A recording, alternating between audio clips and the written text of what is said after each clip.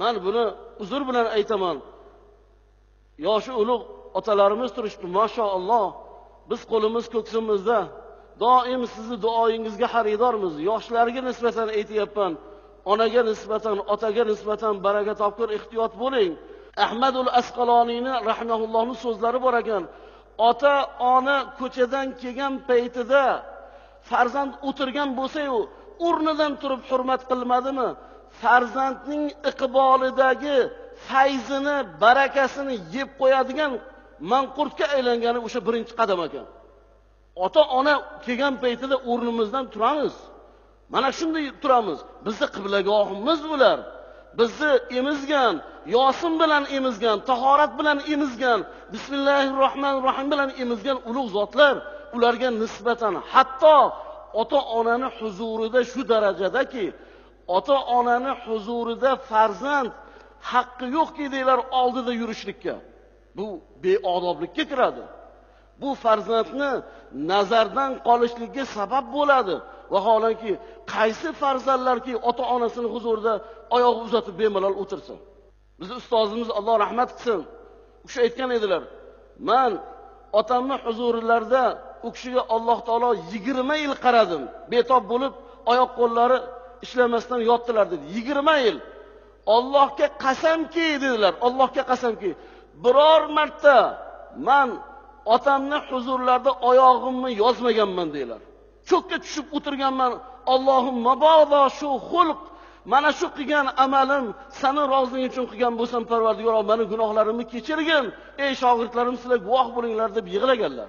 Ota-onasini huzurida baqirish, ularga qo'pol muomala qilishlik, siz bilmaysiz, jim turing deyishlik, umuman bu narsalar birortasi ularga qo'limizni begiz qilish, hattoki poyabzalini yechmasdan ota-onasiga nisbatan muomala qilgan odamni eng og'ir gunohlar kutayotganligi haqida ulamolarimiz aytadilar. Shuning uchun demak, har birimiz yoshlar, ayniqsa akalarimiz, ukalarimiz ehtiyot bo'laylik. Baxt saodatni boshqa joydan axtarmang. Siz uchun alohida bir ishim yurmayapti, unaqa bo'lmayapti, men ko'p joyda aytayapman. Oy, baraka topkur, dam soladigan domlani keragi yo'q. Eng katta domillo ota-ona.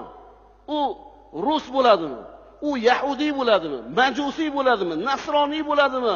Xotinning xunigi chiroyligi bo'lishi mumkin. Onaning xunigi bo'lmaydi. Onani yomoni bo'lmaydi. Onani albatta u jirkanadigani bo'lmaydi. U ona bizni bunyodkorimiz, bizni bog'bonimiz, bizni dunyoga keltirgan, bizning ana shunday ulug' bir sanoatda birinchi buyuk yaratuvchi Alloh taolo bo'lsa, ikkinchi Alloh taolo sababiyada yaratuvchi qilib ota-onalarimizni qildi. Demak, ular duo qiladimi? Duo qilmaydimi?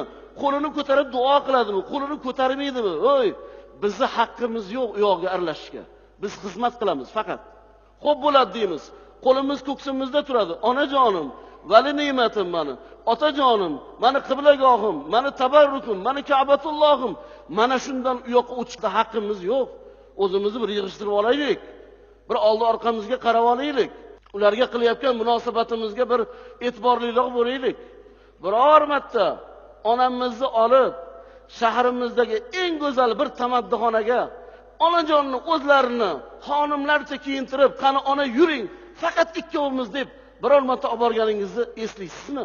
Onajonni o'zlariga ro'para kelib, onajon, men sizni yaxshi bilaman. Ertalabki taomga mana buni yaxshi ko'rasiz. Kunduzi mana buni yaxshi ko'rasiz. Qishda kiyadigan mana bu kiyimlarni yaxshi ko'rasiz.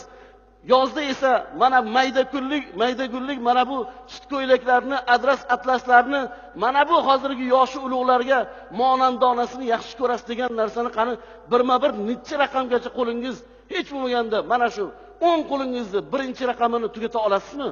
Savol bering o'zingizga. Men farzandman, qani onamni qanchalik yaxshi ko'raman? Onamni aytmasdan turib qo'l telefonlariga pul tushirdimmi? Onam aytmasdan turib dori-darmonlar keldimi? Qani mana shu 5 ta raqamdan u yoqqa o'ta olsangiz, demak siz eng baxtli bugungi kunning avliyosi desa xato bo'lmaydi. Lekin shuni qila turib, shu xizmatni qila turib, minnat qilyaptimi? Qo'pol muomala qilyaptimi? Jirkib beryaptimi? U hatto u qo'l ko'tarishga ham arzimaydigan eng fasodlik, eng dunyodagi haqiqatda pastkash odamdan boshqa odam emas.